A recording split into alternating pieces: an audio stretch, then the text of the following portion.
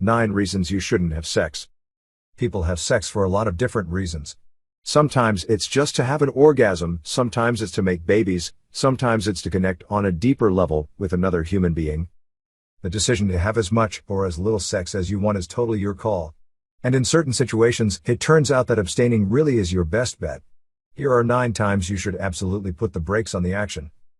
Part of having a healthy sex life is knowing when not to have sex, be it for your mental or physical health, or that of your partner.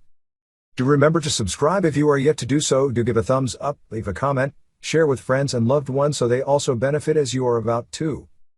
Now, 9 reasons you shouldn't have sex. 1. You're being pressured. If you don't want to have sex but someone is pushing you to have sex with them, you're probably not going to feel great about it later. At the more extreme end of the spectrum, pressure can even evolve into sexual assault and rape, at which point not going to feel great about it later becomes the understatement of the year. Advocating for yourself in these moments is hard, but it's worth it. Risk that moment of uncomfortableness by saying no and getting the hell out of Dodge so that you'll feel a whole lot better later. 2. If you're healing from a UTI, hold off.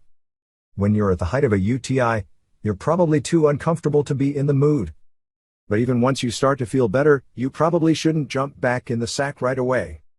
You should wait until you've finished your antibiotics and have been symptom-free for at least 2 weeks.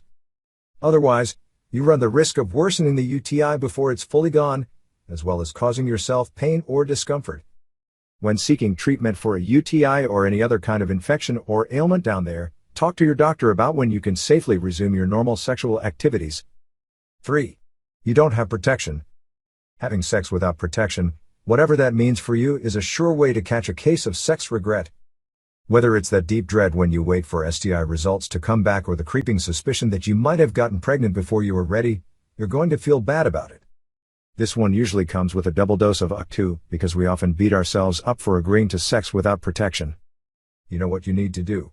You know how to protect yourself. Having unprotected sex once can put you at risk for STIs or pregnancy. It's best to wait it out and make a pharmacy run before getting it on. 4.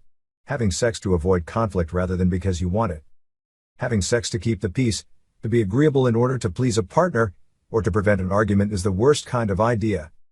If your partner is pressuring you to have sex, or you have reason to fear there may be consequences, emotional or otherwise, if you refuse sex, that's coercion. Someone badgering you to have sex until they wear you down into a yes is a sure recipe for disaster. Consent needs to be enthusiastic and freely given. Along the same lines, you should never be the one pressuring someone into sex. If your partner seems resistant or just not into it, the solution is not to try to convince them. Pay attention to their comfort level. 5. You want to look cool. This one is especially an issue for younger folks, although it definitely pops up later in life too. When all of your friends are talking about the sex they're having and you're not currently doing it yourself, it can be tempting to do it just so that you look cool. Don't do it. Only have sex when you're ready to have it and with the person or people you want to have it with. Looking cool isn't worth feeling crappy. 6. You want revenge. A lot of movies revolve around the plot twist of someone sleeping with someone's husband or bedding someone else's ex. Wanting to get back at someone or a friend for something they did to you should never be a reason for having sex with someone. You'll hurt yourself, your friend, and the person you've gone to bed with. Don't do it. 7. You started it and think you have to finish it. Sometimes people continue with sex because they think that once they've started the process, they have to go all the way. However, you have the right to stop at any point, regardless of the consent you gave earlier. If at any point you start to feel uncomfortable, stop the sex. You do not have to do anything you don't want to do. 8. If you've given birth recently, be sure to wait a bit. Although there is technically no required waiting time to have sex after giving birth, it's recommended 4 to 6 weeks. Having sex before that time can invite complications and disrupt the healing process. 9. Drugs and alcohol can impair your judgment, and thus your ability to consent. If you or your partner have been partying, proceed with caution. You can't fully consent if your decision-making abilities are blurred. If your partner's judgment might be impaired, be the one to cool things down. Don't take advantage of their loosened inhibitions. As for you, it's important to know yourself and how substances affect you. Check in with yourself before any potential sexual encounter and decide if this is something you would still do if you weren't under the influence. That would be all for now. I'm sure you did benefit from this video. Do subscribe if you are yet to do so, give a thumbs up, and leave a comment.